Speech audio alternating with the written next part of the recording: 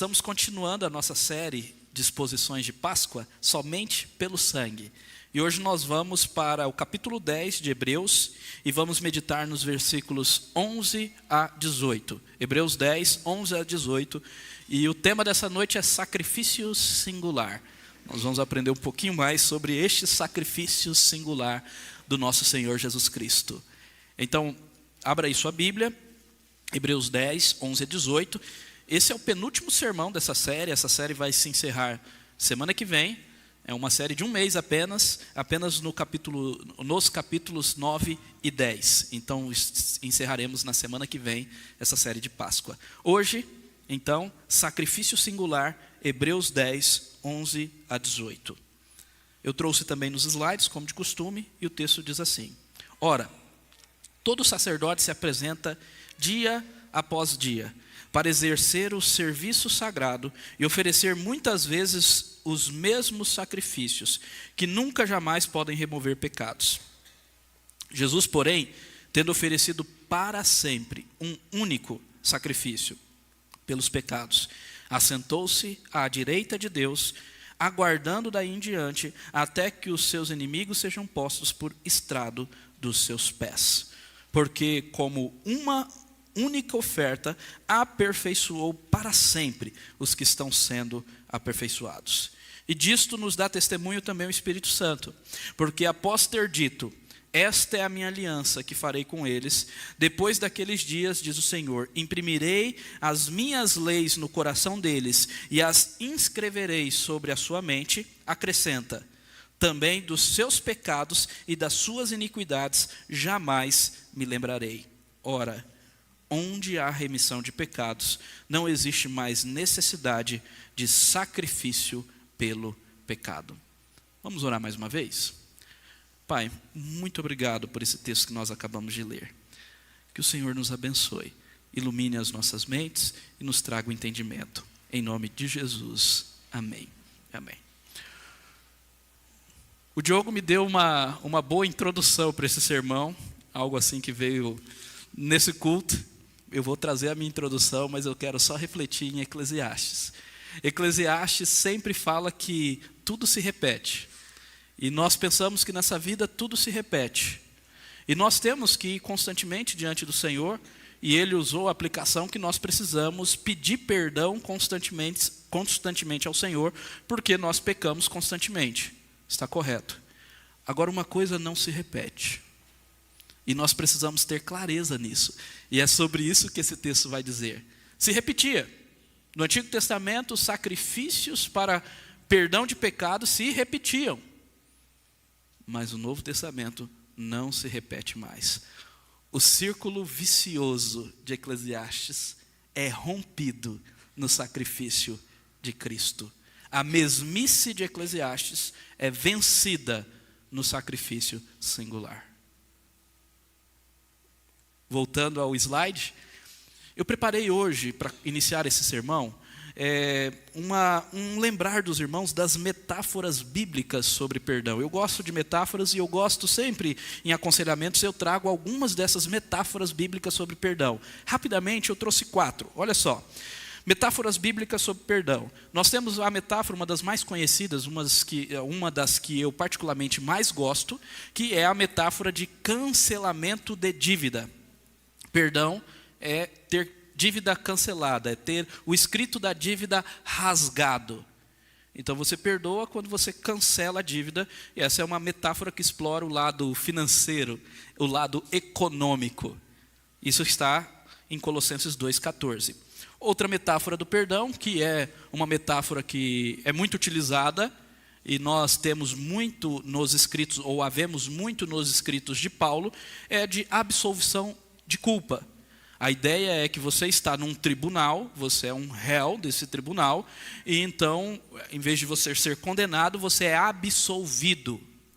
A absolvição é uma palavra que é sinônimo de remissão. Então, às vezes você vê nas escrituras a palavra remissão e você fica com dúvida: o que é isso, remissão? Remissão é literalmente absolvição. Também pode ser traduzido por perdão.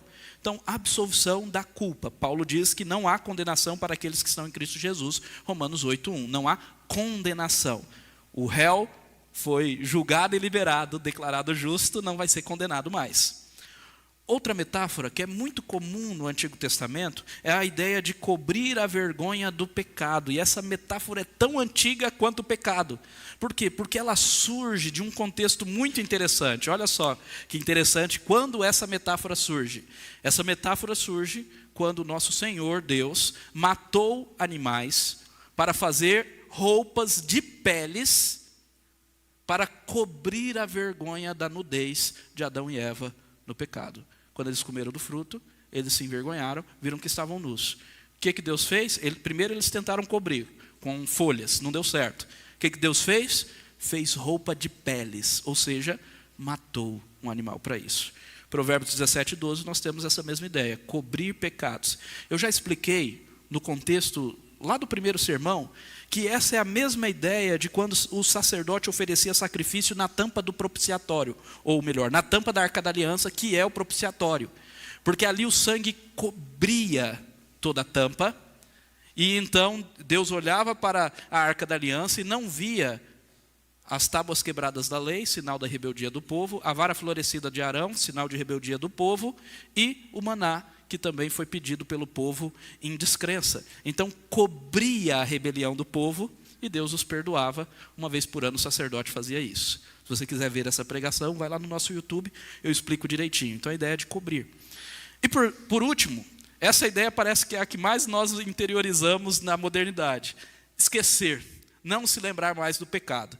Se você perguntar no senso comum, o que é perdão? Todo mundo vai dizer que é esquecer. Mas não entende muito bem o que é, nesse sentido, perdão. Claro que esquecer aqui não é no sentido cognitivo do termo. O que eu estou querendo dizer? Não é que Deus se esquece de maneira que Ele não tenha mais conhecimento. Porque isso é impossível para Deus. Deus tudo conhece. Vocês entendem isso? Deus tudo conhece. Ele não pode esquecer de nada ou deixar de conhecer algo. O sentido de conhecer é o sentido que nós já estamos descobrindo nas outras metáforas, que é o quê? Ele não cobrar mais, ele não levantar mais aquilo, aquilo já ser cancelado, já ser rasgado, já ser totalmente apagado, totalmente coberto pelo sangue. Então esquecer ou não se lembrar mais do pecado, que é o que nós temos em Jeremias 31:34, um texto citado hoje no texto de estudo, traz essa ideia de que o pecado agora foi pago, então ele não vai ser mais lembrado. Essa que é a ideia. E aí, em todas essas metáforas, o que deve ficar claro, principalmente nessa última, que parece que isso não fica claro nessa, é que nas Escrituras o perdão sempre tem um custo. Nas Escrituras, o perdão sempre tem um custo. Sempre custa algo. Desde o início. Desde Adão e Eva, o perdão sempre tem um custo. Cobrir a vergonha da nudez custou a morte dos animais. Sempre um preço tem que ser pago. Uma oferta, um sacrifício tem que ser oferecido. Até no esquecimento. Sempre tem um custo. E nós vamos ver qual foi o custo do perdão que nós recebemos mais uma vez nessa noite. Amém? Vamos lembrar rapidamente também o contexto, como é uma série expositiva, nós já temos visto essas coisas, eu quero só relembrar aos irmãos. Primeiro, devido à demora da vinda de Cristo, e havia um entendimento muito forte no primeiro século, na igreja primitiva, de que Cristo voltaria ali naquele século mesmo. E esse entendimento deve ser o nosso também. Nós precisamos esperar Cristo vir no nosso século, da mesma maneira que a igreja primitiva cria. Contudo, essa segunda geração de judeus, por causa dessa demora da vinda de Jesus, estava sendo tentada a se desviar da fé e retornar ao judaísmo. Claro que os verdadeiros cristãos não se desviariam. Somente aqueles que não eram verdadeiramente do Senhor. Então a carta de Hebreus foi escrita para motivar os cristãos a permanecerem firmes na fé. Por isso que o tema dessa carta é fé. E mais, sobre a superioridade da fé cristã em relação ao próprio judaísmo. Por isso que nós temos tantas expressões que remontam o Antigo Testamento, a Torá, o Pentateuco, os 5 primeiros livros, como sacerdotes, sacrifícios, levitas e por aí vai. Retoma Melquisedeque, que é um personagem que aparece lá no livro de Gênesis. Então, para você entender Hebreus, você precisa entender essas grandes referências que Hebreus faz ao Antigo Testamento, ao tabernáculo e todo o Pentateuco, que são os 5 primeiros livros. Penta é 5, Pentateuco, 5 primeiros livros das Escrituras. Em toda a carta de Hebreus, Cristo é apresentado como o sumo sacerdote, o principal de todos os sacerdotes, que ofereceu o sacrifício do seu próprio sangue. E aí, alguns textos em que essa ênfase é dada. No capítulo 10, que foi iniciado na semana passada, na pregação do nosso irmão seminarista Bruno, no capítulo 10, o autor, que nós não sabemos quem escreveu, defende o sacrifício, ou que o sacrifício de Cristo é superior aos sacrifícios que eram realizados no Antigo Testamento. AT, né? Antigo Testamento, AT. E aí, destacando tanto o porquê que o sacrifício único, se vocês prestaram bastante atenção na leitura do texto, essa expressão sacrifício único se repete no nosso texto várias vezes, porque o autor quer mostrar que o sacrifício de Cristo foi único. Então, mostrando o porquê que o sacrifício de Cristo, do sacrifício de Cristo ser único e ser superior, como também os efeitos deste sacrifício singular. Chegamos ao nosso tema, sacrifício singular. E nós vamos ver por quê, né, esse sacrifício é singular. E a primeira coisa que o texto nos diz é que ele é singular porque remove para sempre pecados e subjuga os inimigos. Olhem aí comigo os versículos 11 a 13. Capítulo 10, 11 a 13. Agora acompanhe aí na sua Bíblia.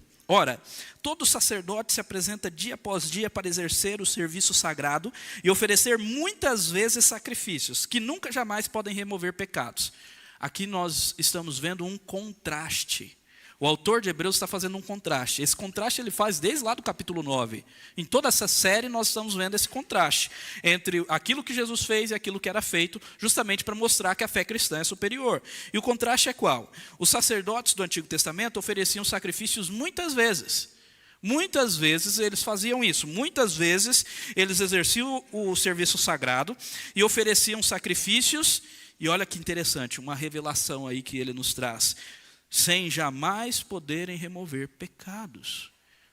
E eu já destaquei isso, que esses sacrifícios, eles tinham um propósito de apontar para Cristo, mas não era o sangue do cordeiro, não era o sangue do bode, não era o sangue do touro, não era o sangue de qualquer animal que era oferecido, que de fato perdoava pecados. Porque sangue de animais não podem perdoar pecados. Eles estavam ali como algo provisório, como uma sombra, como um aio, como a Bíblia diz, para aquilo que viria, para o perfeito que viria, que é o nosso Senhor Jesus Cristo. E o autor de Hebreus deixa claro, esses sacrifícios não podem remover pecados. Por isso eles deveriam ser feitos dia após dia. Porque era só um paliativo. Agora veio o perfeito. Olha aqui o que ele vai dizer. Mas Jesus, porém, tendo oferecido para sempre, essa expressão se repete também bastante, para sempre, um único sacrifício pelos pecados, assentou-se à direita de Deus. Olha que coisa maravilhosa, Jesus ofereceu uma vez por todas, e a consequência disso foi o seu entronizar. Ele não continuou oferecendo sacrifício, ele descansou.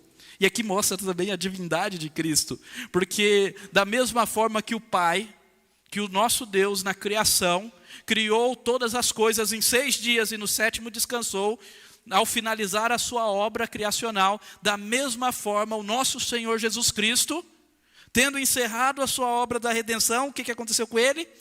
Se assentou, entronizado, descansando, e o texto deixa claro, aguardando, olha só, daí em diante, até que os seus inimigos sejam postos por estrado dos seus pés. Nós temos 2 coisas aqui nesse texto. Nós temos primeiro que só o sacrifício de Cristo pode remover os pecados. Por quê? Porque anteriormente, no versículo 11, é dito que os sacrifícios que os sacerdotes do Antigo Testamento faziam não removem pecados.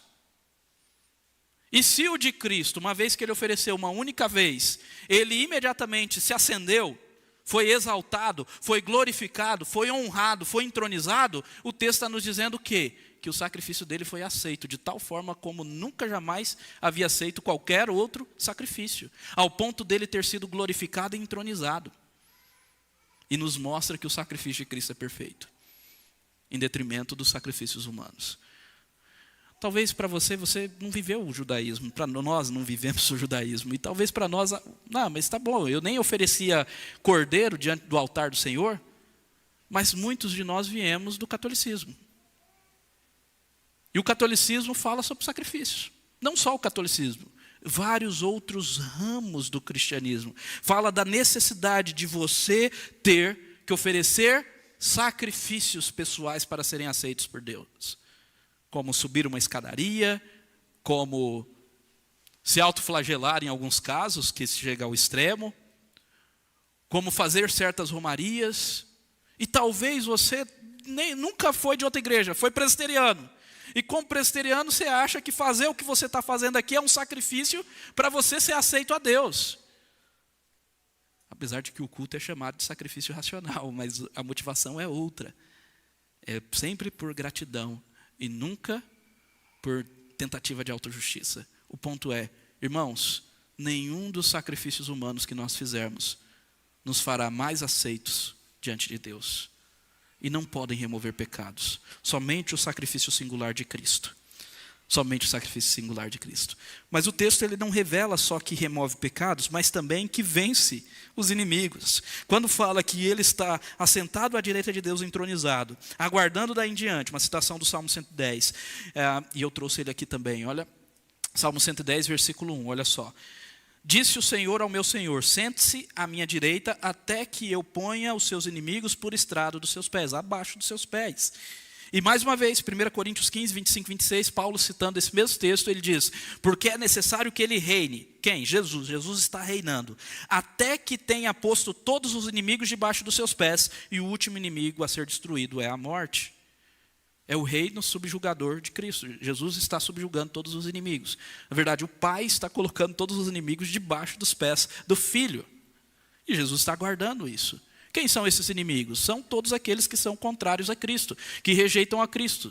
Tanto humanos, pessoas que se rejeitam ao Senhor, como também todos os seres espirituais que foram despojados, destruídos, destronados das suas potestades e estão sendo humilhados constantemente do poder de Cristo. O ponto é, Cristo venceu todos os nossos inimigos. Cristo venceu. Por isso o sacrifício dele é singular. Por meio do sacrifício dele, ele venceu. Colossenses 2 diz isso, que ele despojou os principados e as potestades. Hebreus capítulo 2, 14 diz isso, que ele destruiu Satanás, que tinha o poder de nos escravizar pelo medo da morte. Ele destruiu por meio da sua morte Satanás. Jesus venceu os nossos inimigos e essa vitória nós já temos. Esse texto vai lidar muito com esse já e ainda não. Já temos essa vitória, apesar de que ainda vivemos algumas consequências do pecado, morte, dor, sofrimento e por aí vai. Mas já temos essa vitória, porque o sacrifício de Cristo é único. Aleluia. Em segundo lugar, antes do segundo lugar, essa frase do William Barclay, ele é sensacional. Olha só que interessante, o contraponto aqui. Os sacerdotes de pé oferecem sacrifício. Cristo se assenta à destra de Deus. A posição deles é de um servo. A dele é a posição de um monarca, de um rei. Jesus é o rei de volta a casa. Sua tarefa está realizada e sua vitória ganha. Jesus é o rei. E ele já conquistou a nossa vitória. Amém? Em segundo lugar, sacrifício singular que aperfeiçoa para sempre os que estão sendo santificados. Isso tudo está em apenas um versículo. E vocês vão ver que versículo maravilhoso. Nesse versículo só daria uma pregação. Olha só. Porque como uma única oferta, mais uma vez, única oferta. Pode ser traduzida, algumas versões traduzem único sacrifício. Então, único sacrifício, é a segunda vez que aparece, único sacrifício, trazendo a ideia que o texto está falando do sacrifício singular, único, do nosso Senhor Jesus Cristo. Então, com um único sacrifício, aperfeiçoou para sempre os que estão sendo santificados. Vamos entender aqui. Aqui há dois verbos, e eu fiz questão de trazer, e eu vou utilizar um pouquinho aqui do tempo verbal grego, só para mostrar a ênfase desse versículo para os irmãos. E por isso prestem bastante atenção, porque às vezes é um pouquinho difícil de entender, mas vou tentar deixar bastante claro. Aqui há dois verbos muito importantes. O primeiro é o aperfeiçoar, que é esse verbo aí, eu trouxe ele em grego, só para você se lembrar onde ele aparece. O verbo é teteleioken, esse é o verbo. E esse verbo, ele é da mesma raiz de um outro que Jesus usou na cruz. Quando ele disse, está consumado. O que ele disse? Tetelestai. Mesma raiz. Está consumado, está completa a minha obra. E o texto está dizendo que ele nos aperfeiçoou, ele nos consumou, ele nos completou. Então a ideia de perfeição, de estar perfeito, estar completo. E o segundo verbo, santificar, esse eu não trouxe em grego, que significa dedicado ou consagrado a Deus.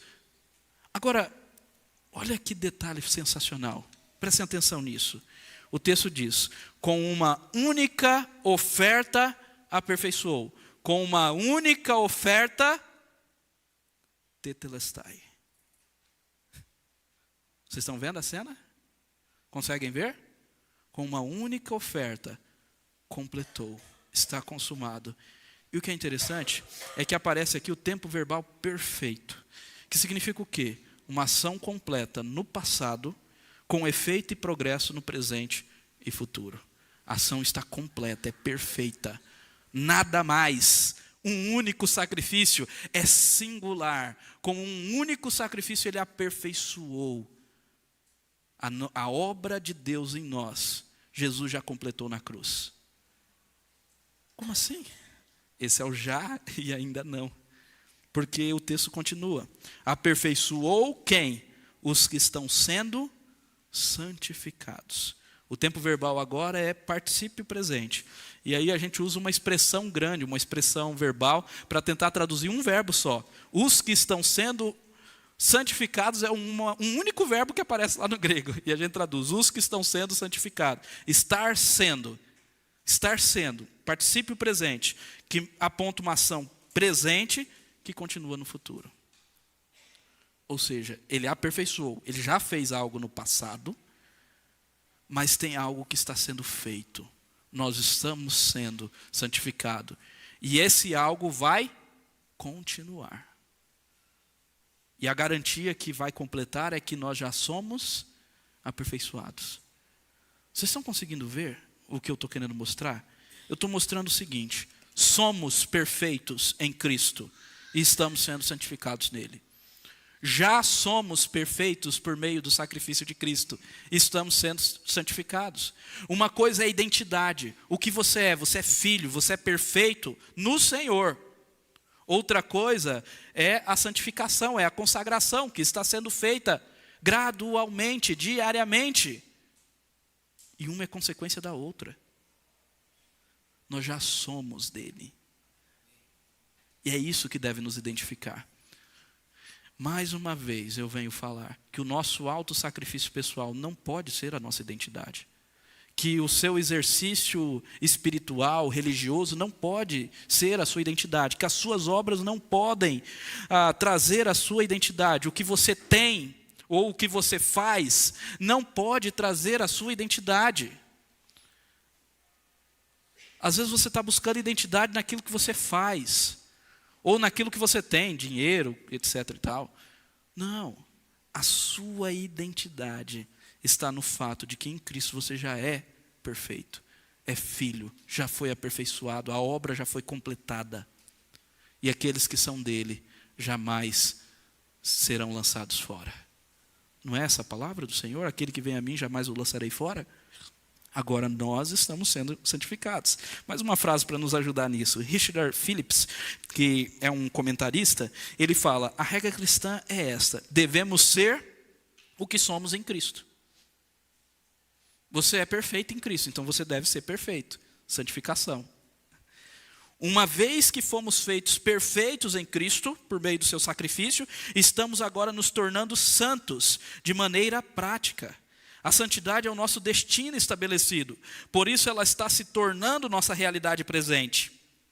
Caso não se possa dizer isso a nosso respeito como indivíduos, deve-se então duvidar de nossa afirmação de estar em Cristo.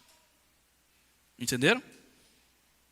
A santidade é o nosso destino, então ela deve estar se tornando o nosso presente. Porque nós já somos perfeitos em Cristo e a nossa vida está oculta com Cristo. Quando Ele se manifestar, nós seremos glorificados, à semelhança dEle.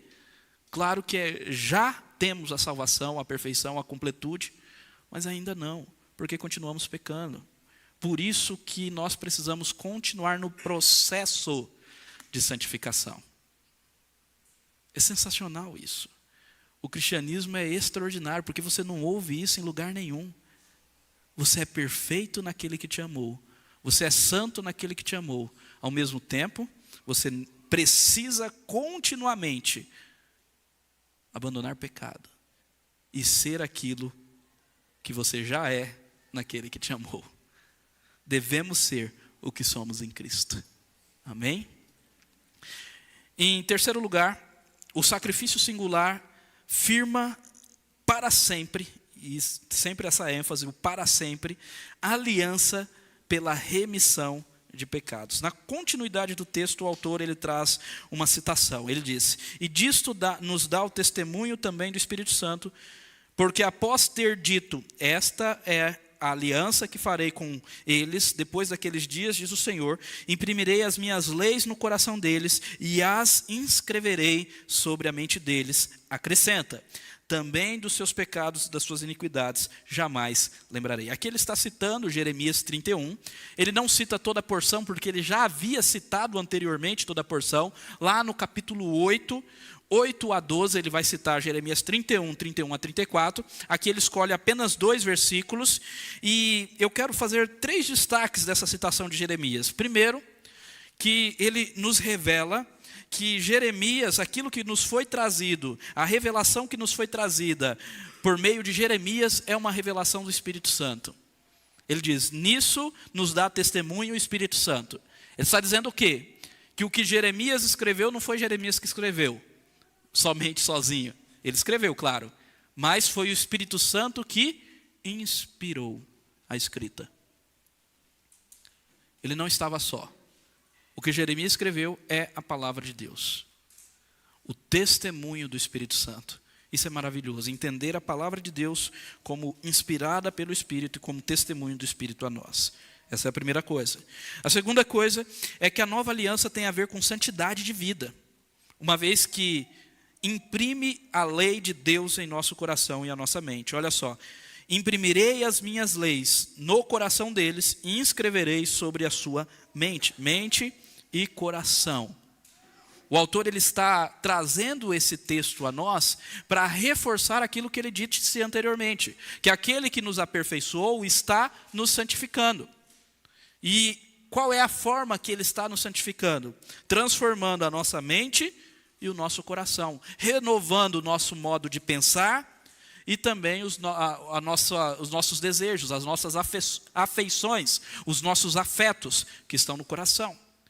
Então ele faz isso como? Colocando a lei do Senhor, a vontade do Senhor em nossos corações. A lei do amor: amarás, pois, o Senhor de todo o teu coração, de toda a tua alma, de todo o teu entendimento, e amará o teu próximo como a ti mesmo. Ou, na forma de Jesus, amar o próximo como Cristo nos amou. Isso é imprimido em nossos corações. A lei do Senhor é colocada em nossos corações para nós seguirmos. Isso tem a ver com o quê? Santidade, santificação. Agora olha só, e acrescenta, ele está trazendo o que ele falou anteriormente. Também dos seus pecados e das suas iniquidades jamais lembrarei.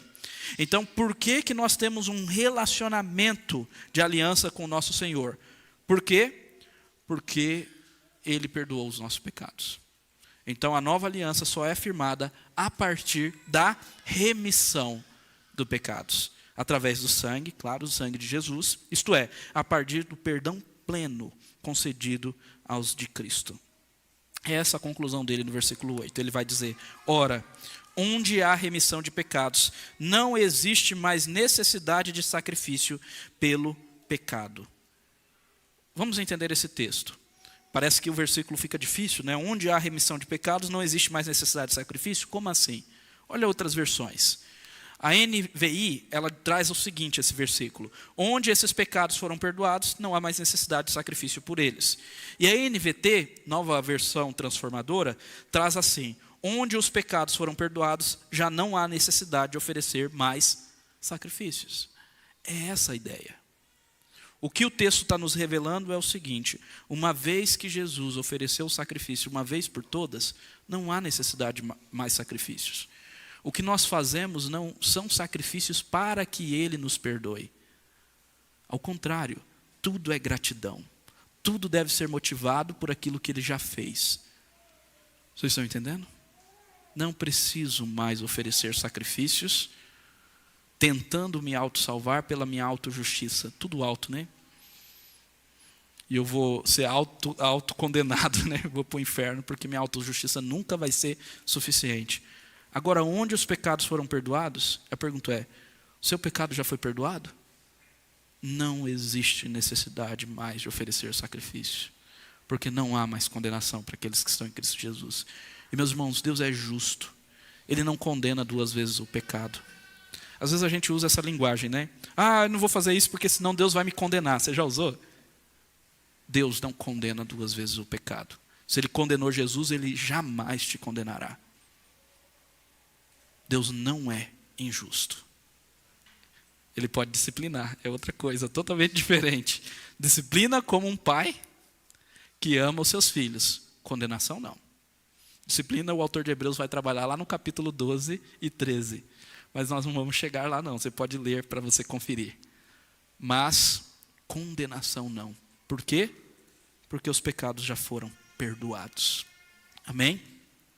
Então, para concluir, o sacrifício de Cristo é singular e perfeito. Eu coloquei um perfeito aqui para dar maior ênfase, pois só Ele remove pecados e derrota os nossos inimigos. Quer vitória contra os inimigos?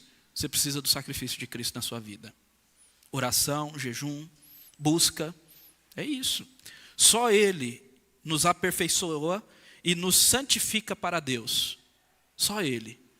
Só nele, através dele, nós podemos dizer que somos perfeitos. Não por nós mesmos, não por causa do que nós fizemos. É uma heresia dizer eu sou perfeito, eu sou bom, porque eu estou obedecendo a Deus. Não. A perfeição do povo de Deus vem por meio do sangue do Cordeiro, do lavar regenerador, daquele que nos faz mais alvos do que a neve. Só Ele nos aperfeiçoa e nos santifica gradualmente, até a vinda dele. Só Ele nos tira da alienação, um termo que eu não falei antes, mas eu quis trazer na conclusão, porque se o sacrifício firma aliança, o que é aliança senão relacionamento, pacto, compromisso, casamento? Então o sacrifício de Cristo faz um negócio sensacional, nos tira do individualismo, da alienação, da preocupação só conosco, e nos leva para um relacionamento como igreja, como corpo, como família. Irmãos, olha que coisa importante de nós pensarmos. Hoje pela manhã nós estávamos no discipulado, o Wallace está ali, e os irmãos do discipulado masculino, e uma das coisas que nós falamos foi que como nós estamos individualistas esse tempo, a gente não se preocupa com o outro. Você tem entrado em contato com o outro? Você está alienado na busca dos seus próprios sacrifícios pessoais, em busca de autorrealização e de identidade em você mesmo? Ou a sua identidade é aquele que te fez perfeito e aquele que te santifica?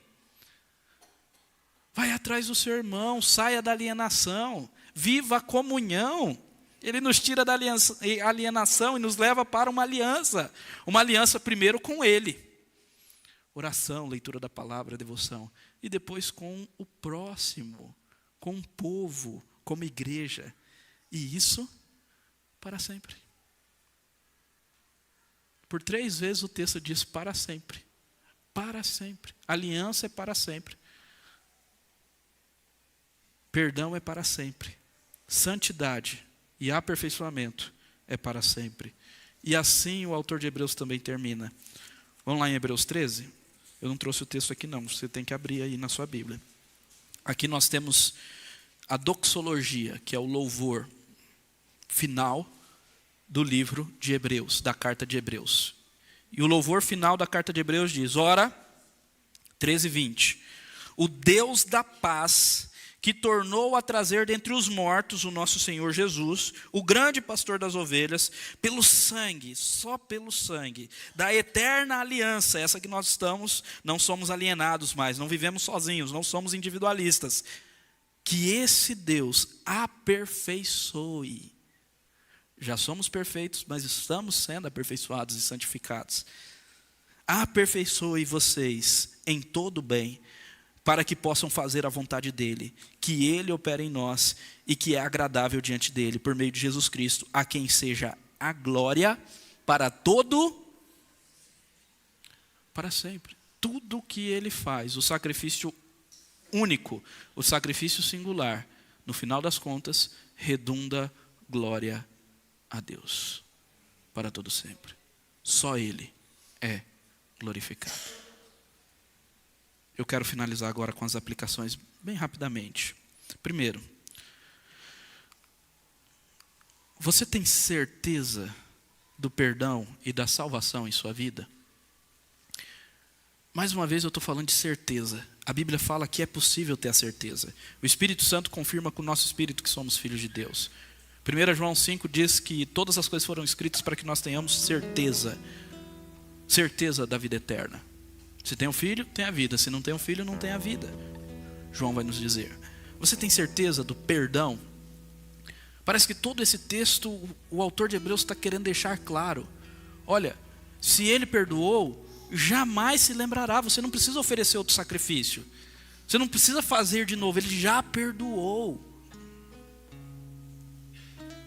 Creia firmemente em Cristo. Não duvide do perdão conquistado por seu sacrifício singular. Uma vez por todas, um único sacrifício. Talvez você precise se sentir perdoado.